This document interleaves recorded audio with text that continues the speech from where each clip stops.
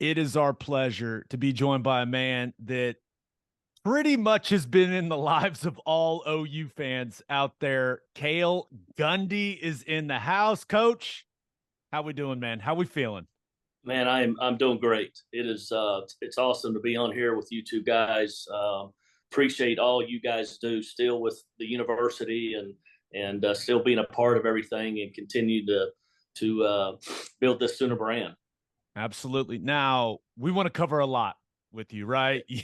You were a player there, you were a coach there forever, but we got to start with the uncomfortable stuff, right? Yeah. And your resignation has been discussed a lot nationally, has certainly been discussed a ton here locally.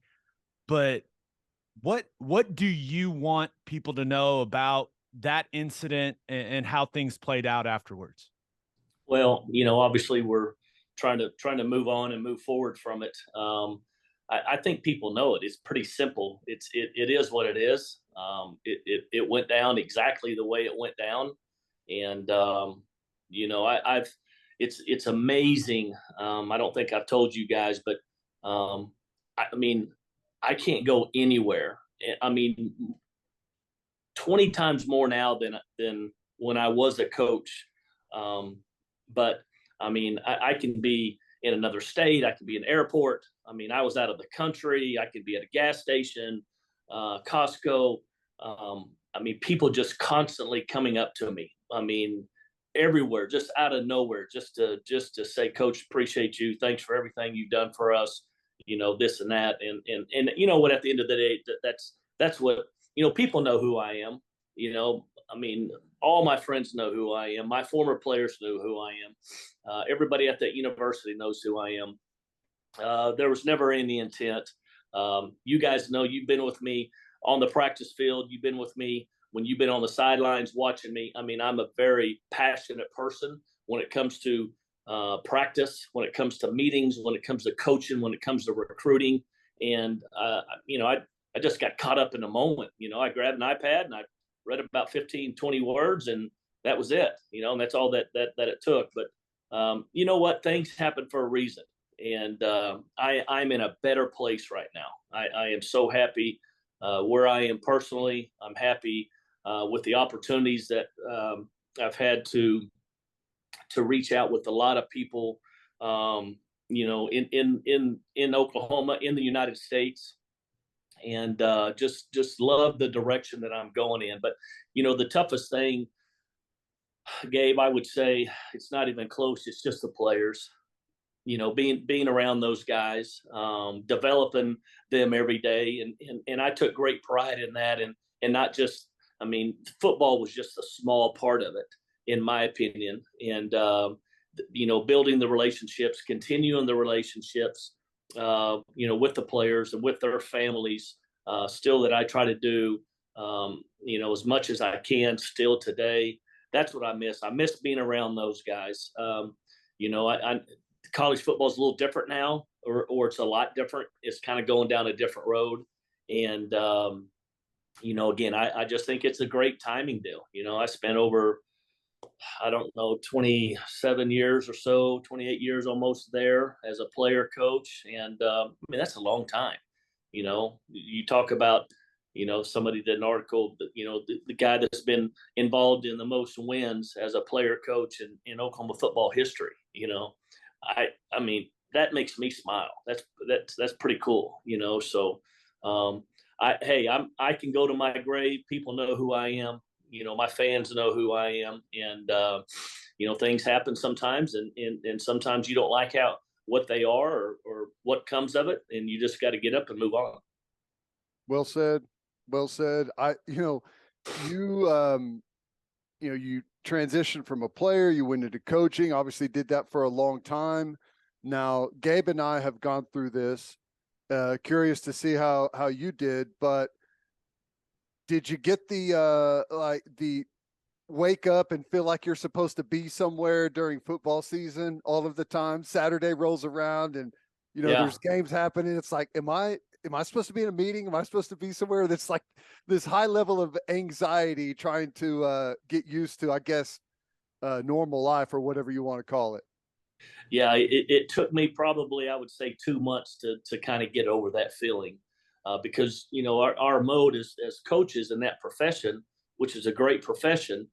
You get up early in the morning and you go to work. You work all day. And you come home and depending on what time it is, 7, 8, 9 o'clock, and you see your wife, or my kids are gone now, so um, you go to bed and you wake up and do it again, and you get in that cycle. You get in that mode forever.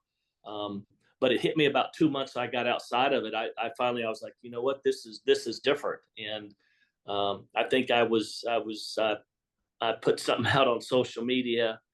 I was with my wife. We were shopping. It was a Saturday morning before, I think, the OU OSU game, maybe, and I was at Walmart. I'm getting ready for Thanksgiving instead of, not being at the stadium, so, but it took me a couple months. And also, I've told people something that I've felt. People used to tell me all the time, man, you've got so much pressure on you, and you got all this built up. And I never thought that. I was like, no, you kidding me? I mean, I work at the University of Oklahoma. We win championships. I've got great players. I've got a great wife, beautiful kids, my family. I mean, I make good money, get a great salary. I mean, everything was perfect, and but after getting out of it, a couple months away from it, I woke up one day and I really felt like everything just was lifted off my shoulders. And knowing that I didn't have to be a part of that every day, and I'm still intact with people. I mean, there's so many coaches up there that reach out to me, and great friends of mine that I go spend time with them on their houses at nighttime. And so I'm still connected. I still communicate with players. Those guys call me, so part of me is still there. I know you said that, and I love hearing it, that you're really happy where you're at personally. But I gotta assume some people have reached out. Like, what is coaching again on the table for you? Is it a never say never situation for you? Like, how do you feel about the possibility of coaching again? I would say it's a never say never situation. I mean, I'm 50 years old right now, and somewhat kind of getting somewhat on the back end of your life a little bit, kind of starting to kind of got to the top of the hill and starting to kind of come downhill a little bit. Even though I still feel very young, I'm still extremely active. Um, I just I having the opportunity to step away from this and to get around so many more people, and to really truly understand there's such a bigger world out there than what we just do in our life. And again, it's just like that horse. You got those blinders on, and that's what I had. And I think that's what most coaches have.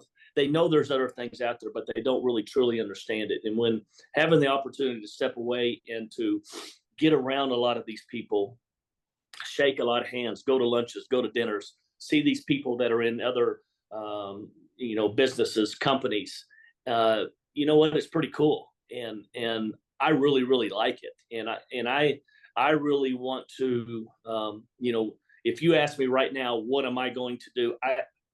I have some ideas, but I think I want to do several different things. I just don't want to have to wake up at 7:30 in the morning and go to work from 8 to 5. I'm not going to do that, unless something great came along. But I'm gonna just do a little bit of this and a little bit of that, and just really enjoy my life from here on out.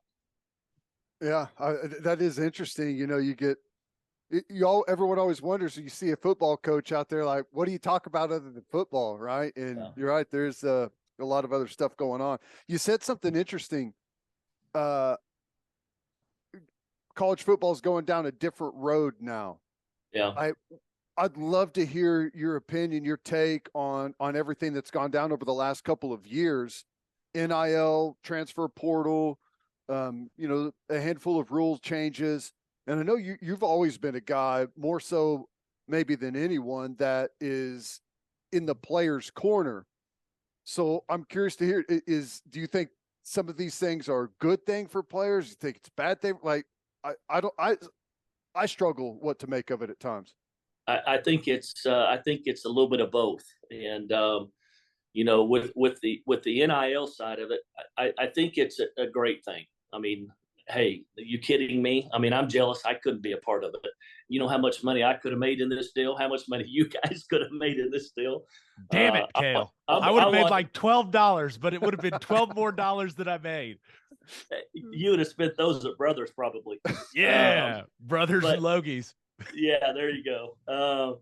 You know, what I worry about with the NIL is, you know, and I've always, you know, before this came around, when I was always coaching, I always talked about, I mean, you got to have a plan, the importance of your academics and the importance of doing things right and staying out of trouble and shaking hands and getting around people so you can have opportunities once you get out of college, you know, to help you someday. We all know the very, you know, the less than 3% play in the NFL coming out of college. What I worry is we're you know, we're really making a big deal of giving, and they have their hands down and wanting. But the day that they leave that college campus, whenever they graduate or they leave from there, when they enter the real world, there ain't nobody gonna give them a damn thing. As we know in life, the real world is really, really rough. And really don't care about you or your feelings or anything. I mean, you got to fight, scratch, and claw. So now you're going to be, you know, when you go to that you know, when you go to interviews and stuff like that, you're going to be competing against everybody in the whole country. You know, so I just want to make sure that they understand that that's just not how life is going to be, because it is going to be tough on the other side. And that's the only thing. That's the major thing I worry about with the NIL.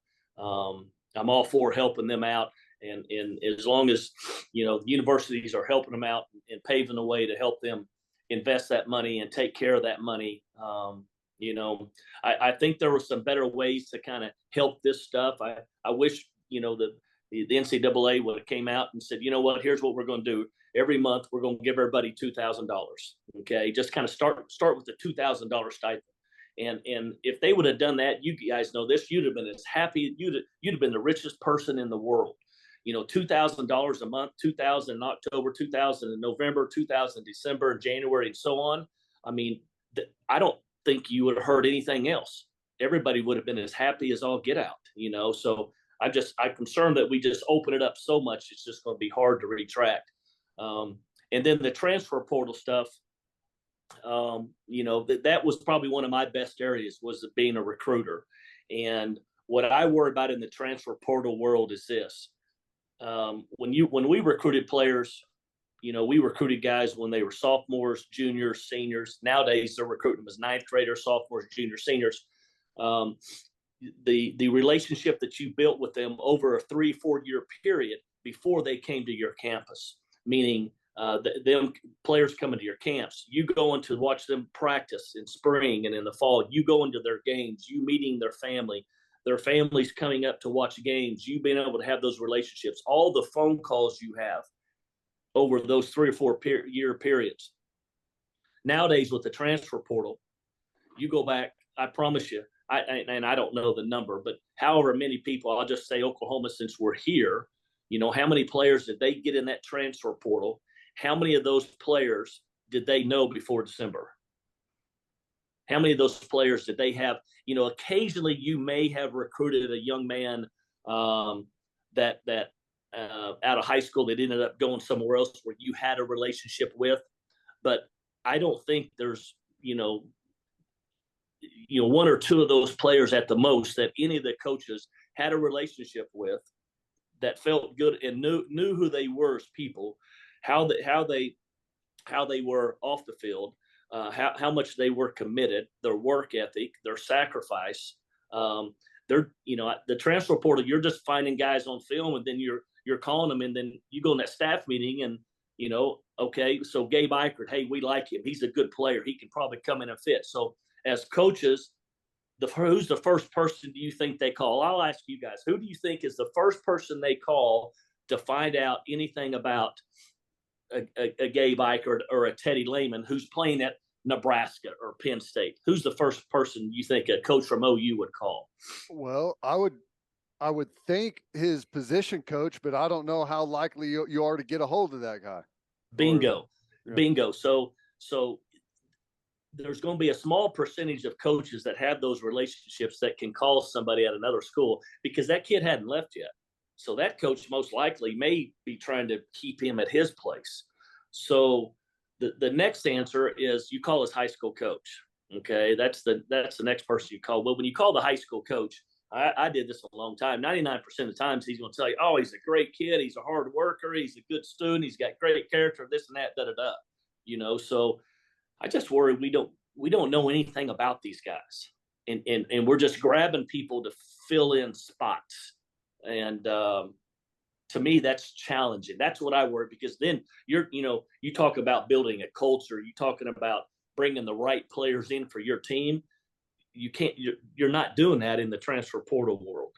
You're really not doing that. So, and I love how humble you are about your recruiting chops, but you were a little more than just good. Okay. You were known as OU's ace recruiter for a long, long time. You landed, I mean, some of the best recruits in the history of the program. What do you think, like, what did you do, or what do you think you did that made you such an effective recruiter? The relationships and the continued talk about what this place was really like. You know, I mean, you guys know, I mean, that place is a tough place to play at. Yeah, there's tons of success, but you know, all the pressure that's put on us every single day as coaches and players, because everybody that's an OU fan thinks you should win every single game and win a championship every single year. And that's a lot of pressure on us, or coaches, players, just added pressure to play at the University of Oklahoma, you know. But it goes back to relationships, man. I mean, just getting deep down in there and having a great relationship, not only with the player, but whoever that is. Does he have that mom and dad in his life? Is it a grandparent? Is it a brother? Is it a sister? And just, you know, just talking to them about what I can do for you on the field, what this place can do for you on the field, and what this place can do for you off of the field. But constantly talking to them about the challenges that you're going to face when you come to this place. I try to make it as real as possible.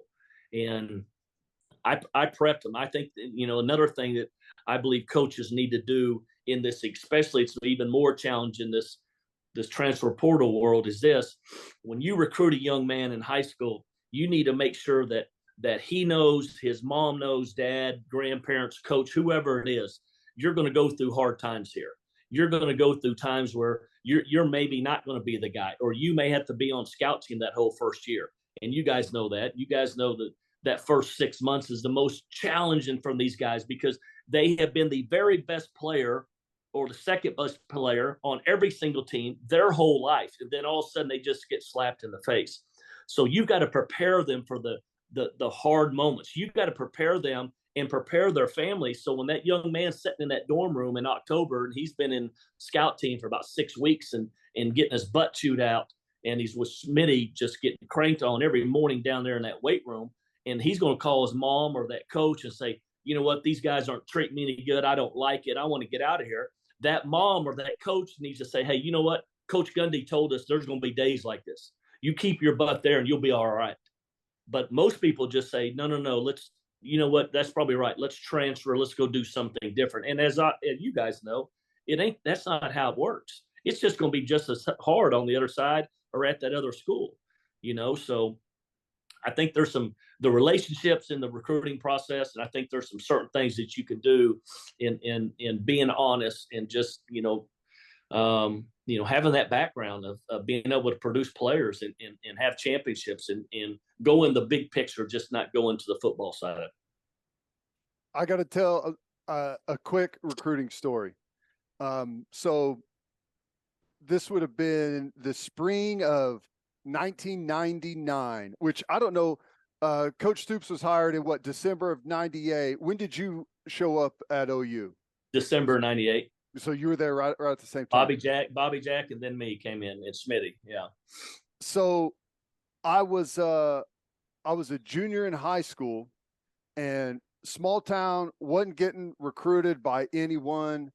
Was lucky enough to go to got invited to Oklahoma State's junior day, and then I knew Seth the Trail, so I bugged him, put enough into his ear so he finally went up. I think he went to Maddie or someone, and I got invited to OU's junior day. But I went to Oklahoma State's first, and it was the week before. My dad and I went.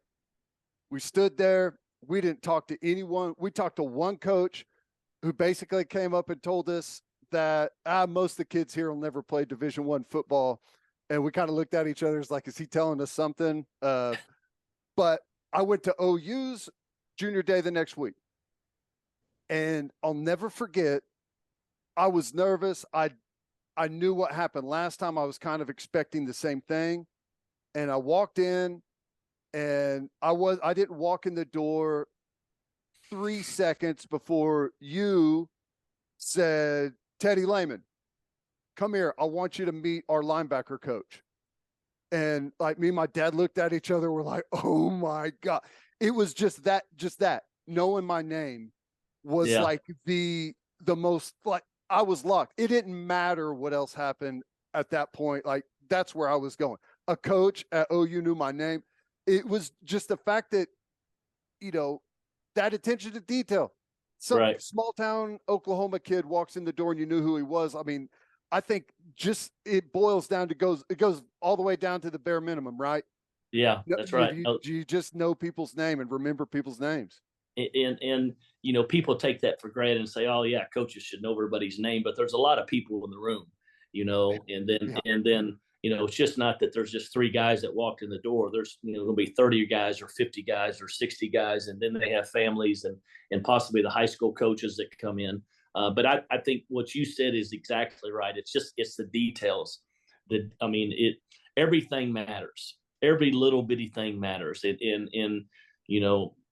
You can lose a recruit just like that for just one word, something that you say that turns him off.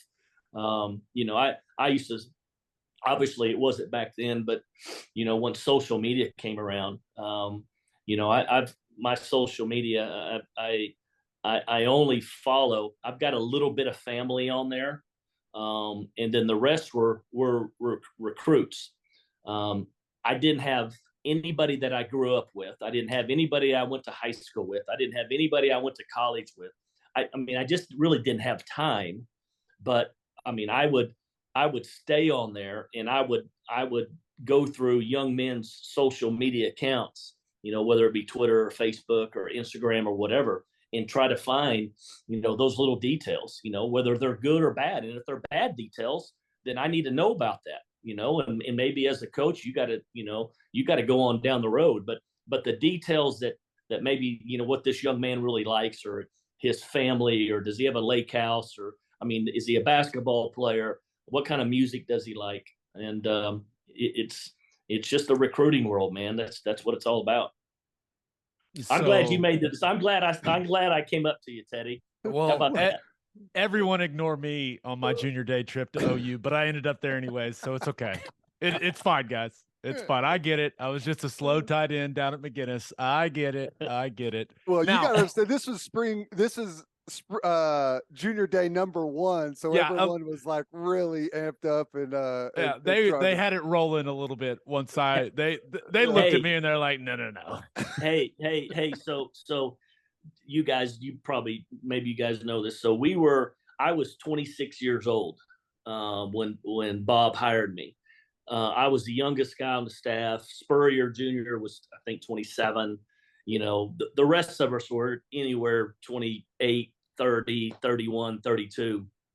And I'm telling you what, now that first spring, living in, we lived in those over there on Highway 9, right on the southeast corner of Highway 9 and I-35, those Marriott townhomes or whatever.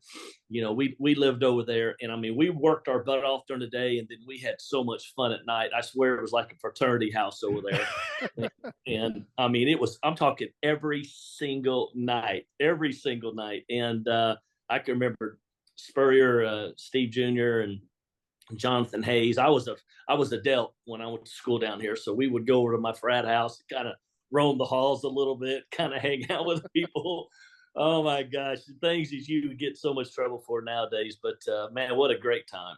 Yeah, it was. I assume a different era with some different rules. No camera phone, which was Oh, nice. thank God, thank God. Now, I got one more recruiting question for you, because you've landed some big names over the years. What's the recruiting win that you had to work hardest for, like and maybe that you're most proud of? Oh gosh, well, it wasn't Joe Mixon, because Joe Mixon started calling me, which you guys might have heard that story, which is an unbelievable story. Adrian Peterson obviously was extremely tough, but what people don't know, I think, about his background was his dad had committed here to play basketball out of high school and did not end up making it here. So his dad had some Sooner ties in like the University of Oklahoma. DeMarco Murray, it came down to USC and us. The coach at I've gone blank. Help me out, guys. Got Seattle. The Seahawks. Pete Carroll. Yeah, Pete Carroll. Pete wanted DeMarco to play corner. And obviously we wanted him to play offense. So I believe that's why we landed that deal. That was kind of a no-brainer there. Even though he would have been a legit first-round corner just because of his size and his length. Samaje, it's probably Adrian Peterson. That's probably the one. Obviously you guys know the story of Bob and Darryl White, the receiver coach, and myself going down and seeing his dad in the penitentiary there, and a week later, them passing they passed a rule or law or whatever that nobody else is going to be able to come in and get his dad out and visit with him. So that did a lot for us to end up signing, one of the greatest players ever play the game. Yeah. It's wild how recruiting has kind of changed over the years. And that goes back to the NIL thing. Like it seems like maybe less emphasis now on relationships. And I know that's still a part of it, but no, it's kind of turned into what can you get me as an NIL deal, right? I know it. And that's tough. And I've told people that, my whole career as a coach was built on relationships. And how can it's one thing if I just been doing this for 3 or 4 years, the NIL comes and I need to kind of switch gears and kind of go down that road. But my whole career, coaching there 22 years, 4 years at UAB, 26 years, it was all about relationships. My life is about relationships. I love people. I love people. I love shaking hands. I love hugging people. I love getting to know people. I want to know where they're from, what high school they went from. They went to, what are they doing now?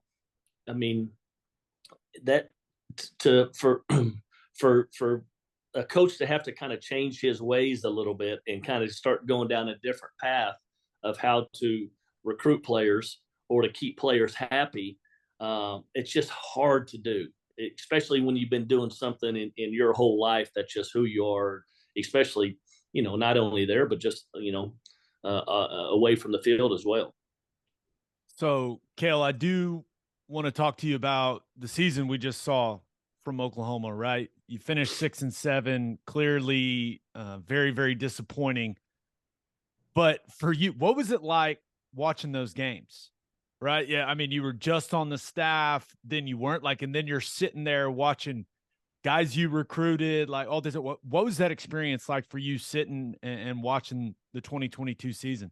That was hard. That was really challenging. That was probably the most challenging part of it. I know Teddy hit on it a little bit earlier, just about not being up there on them, every day with those guys.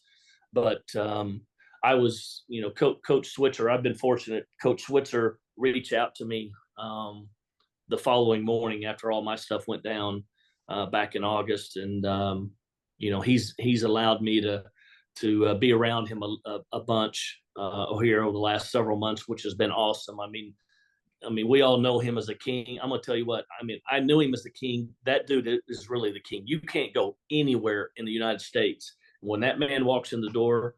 Everybody knows who he is. But he's allowed me to spend a lot of time and come to the games and sit in his suite. And to be honest, the home games I really don't watch very much, because up in the suites I typically go up and down the hallways and I'm just shaking people's hands, and I know so many people that have boxes up there, and just kind of getting to know people and get around people. I literally maybe watch 10 plays a game, the home games. Now, the away games, sitting at the house and watching them, man, it is tough. It is really, really, really tough. But just so happy and excited for the guys. And again, I know it was challenging what they went through. They are not a 6-7 team last year. I mean, no, that team should have won at the very least 8 games. At least 8 games. That team is a 9-10 win team last year. So hopefully they'll get whatever the problems they had, which seems to be quite a few. Hopefully they can get those things fixed. And because you go back and look at it, they had all the same talents, the same players that they played the year before with. People used to talk that Lincoln took all of them. No, you go back and look at defensively.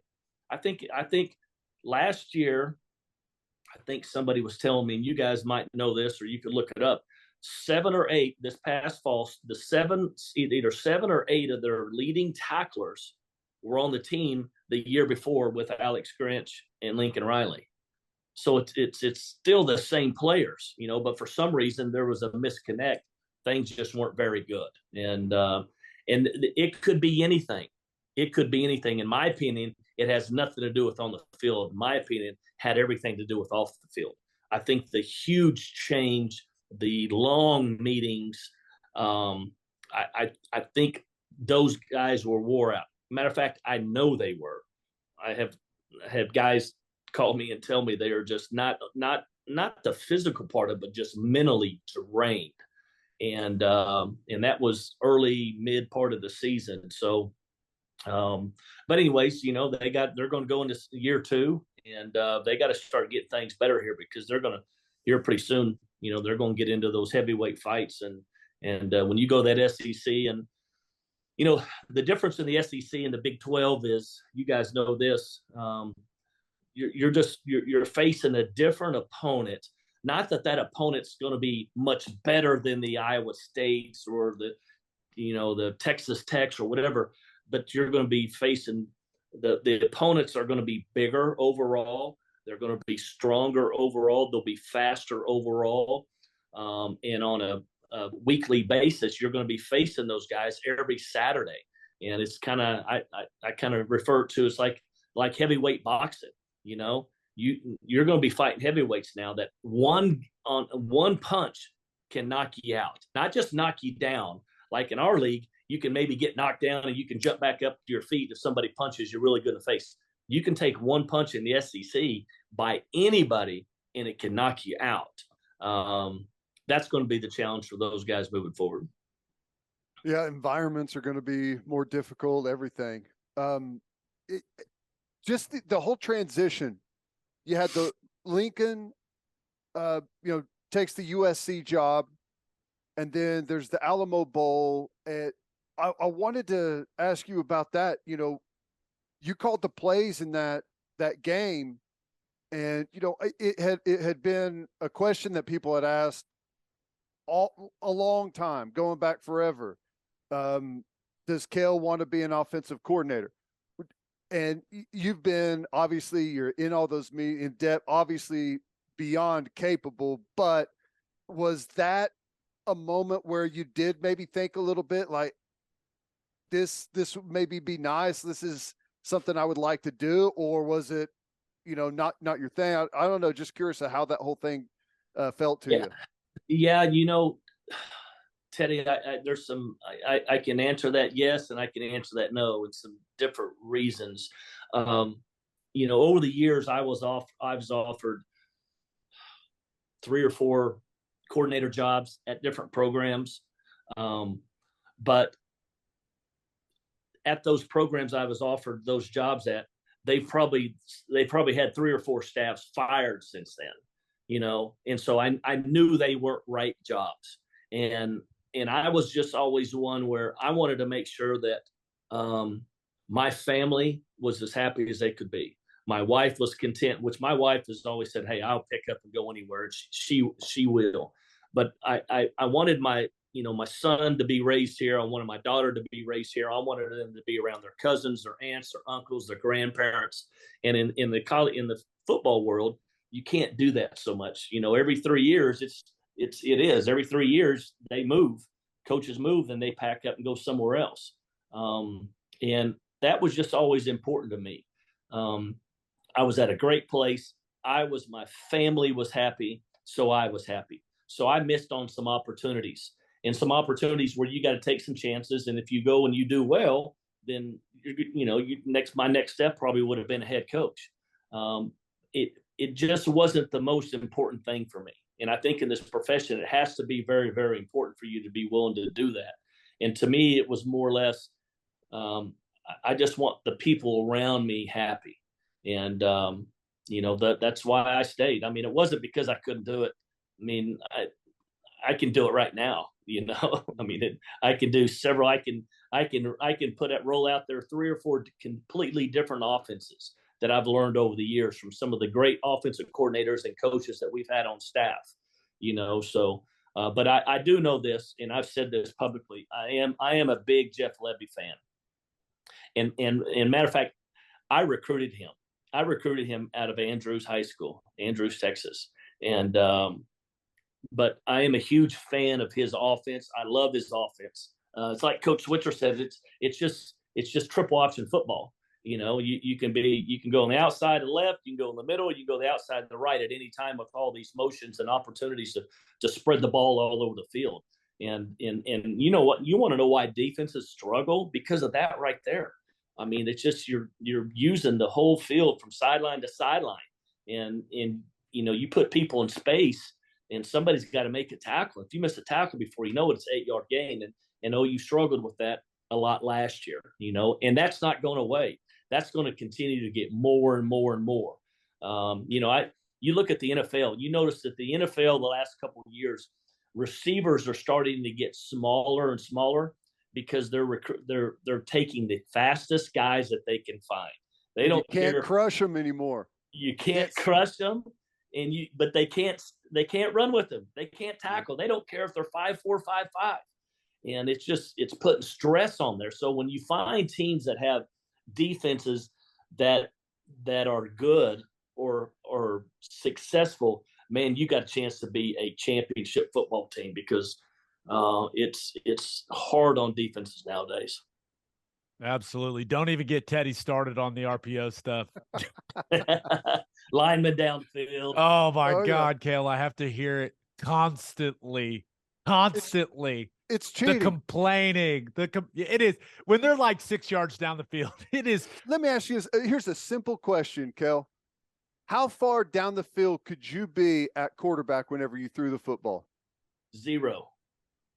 Couldn't cross the line of scrimmage, or I could, right. But my whole body. But yeah, right.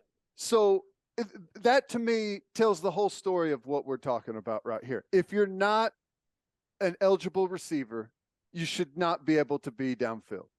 Yeah, I could see Gabe right now staying in his stance and keeping his pads low for about 4 or 5 yards down the field. Yeah. Play. Oh yeah. I could see Gabe. I can picture me being 10 to 12 yards deep playing the hook while Gabe's blocking me. Right. That's how it is on a passing play. Just holding the absolute shit out of you. I love it. I love it. Cale, there's one more thing I want to hit on. And, when you resigned, one of my big concerns was, okay, Cale was the guy that kept all the former players in the loop, right? And made sure that we got together, made sure everyone knew what was going on. And my fear was that no one was going to kind of fill that void, but you haven't stopped doing it, even though you're not coaching there anymore yet. Well, why is that so important to you? Why has that always been so important to you? I mean, it's like what I mentioned a couple of times before. It's the relationships.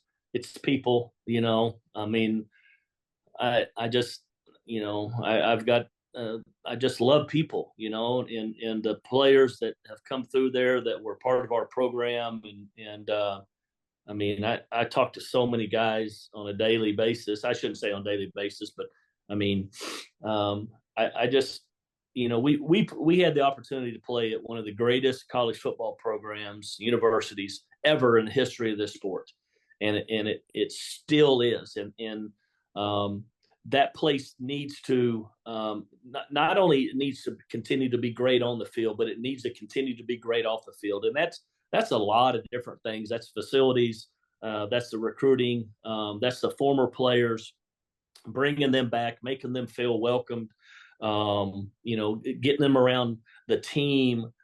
There's just so much that I believe that programs need to do in order to be great. You talk about there's only one. Well, we're the only one in every single one of those categories. Or if you're not, you're busting your ass off to be the very best you can be in every single category. So you mentioned a while ago that just the relationships, and I started a deal. I've always wanted to do this, and like you guys have mentioned that whenever there was something that went on, or former players weren't happy, it was like they picked the phone up and they called me, or they texted me, or coach, how do I do this? How do I go about doing that? And I've always liked that. I've always won. I mean, a lot of people are like, I don't have time to do that. No, I'm a little bit different in that way. I want to try to help people out. I was kind of always the middleman of going to the athletic department, or going to the head coach, or going to the recruiting person, and helping people get set up or whatever. So, but anyways, we've had the opportunity to work a deal out this year, with Riverwind Casino, and our spring game social. We're going to try to get as many former players back this year.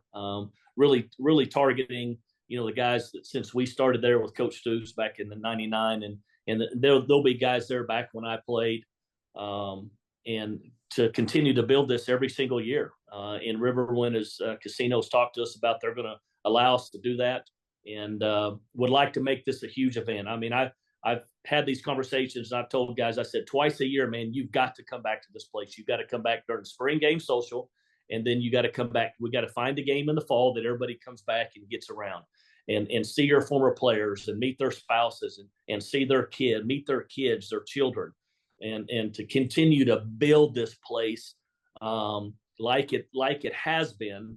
The older former players do a great job of getting around, but the mix in our group in the last 20-25 years hasn't done consistently a good enough job. And that's just not the athletic department or the university, but that's just individuals as well.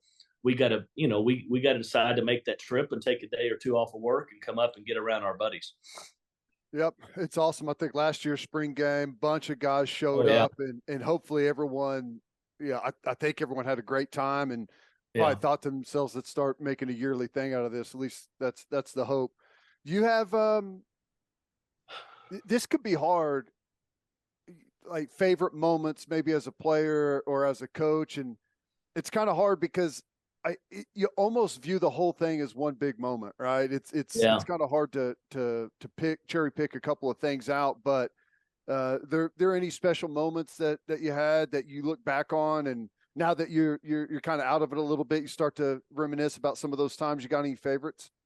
Well, I'm going to talk about a few. Obviously the national championship. It's just so hard. 98% of the coaches that coach in college football don't even play in one, and don't even win one.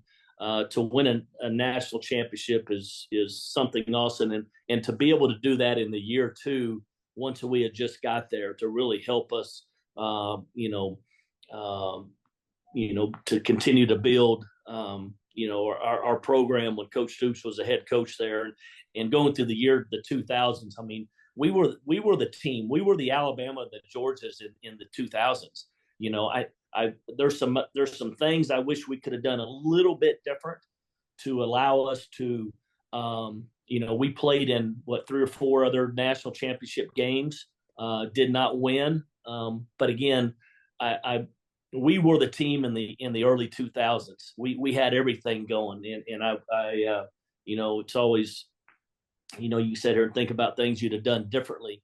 But I think we could have been a more dominant team. I think we could have won some of those championships if we could have done things better. Not as much on the field, but off of the field, in the recruiting world, in the facility world, at that time, which you see the programs doing now. And but I think that those are the things that I miss the most. And I've gone blank, Teddy. I've just hit a wall. Yeah. You asked the question. I've hit a wall. No, it's just favorite moments. You mentioned the national championship. The away games. I love playing on the road, man. I love taking our team of 60, 70 players and our staff and going on the road and playing games, because Oklahoma is going to get everybody's best. If a stadium holds 50,000 people and they average about 35,000 a game, when Oklahoma comes to town, it's packed. And so those were, I love that more than anything. And obviously so much success, but just going in there with us, man, and going into that fight in that battle. And then having the opportunities, you guys remember my son had the opportunity. He was a student coach for 4 years, and then he was a GA for 2 years. So for 6 years, he was my roommate on the road for every single away game. And just the cool moments that we had together, whether at the Rose Bowls, the Orange Bowls, the Sugar Bowls, Notre Dame's, Ohio State's, just classic, because why? Because it's important, because family's important with me, and then just some of the Texas games, because people don't know what it's like. They don't know what it's like to be on that team and to drive into that Cotton Bowl. Years ago, there was security there, but I mean, people used to beat on the bus all the way in, coming in that fairground before you come off, and just a special moment, being with your team. Was that more stressful as a player or as a coach? You're one of the, gosh, I don't know how many people have been able to experience that. Very few.